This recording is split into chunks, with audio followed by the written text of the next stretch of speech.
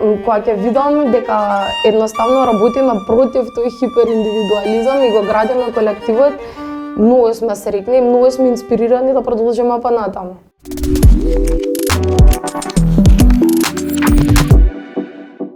Кумбо започна пред 1-2 години, кога дипломиравме јас и Ивана. Ивана заврши како моден дизајнер насочена кон одржлива мода, а јас како психолог.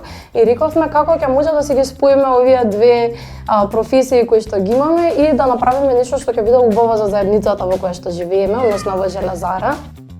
И решивме дека ќе најдеме простор кој што ќе го изреновираме и кој што ќе служи како некој културен центар кој што ние ќе го користиме дали за наши потреби, дали за други уметници. Нашите први работилници ствари беа во градинка, во нашата локална градинка, каде што работевме со децата и нивните родители на рециклирање на стакло, хартија, дрво имавме исто така и од таму сватевме дека има голема заинтересираност не само кај младите, туку и кај самите родители.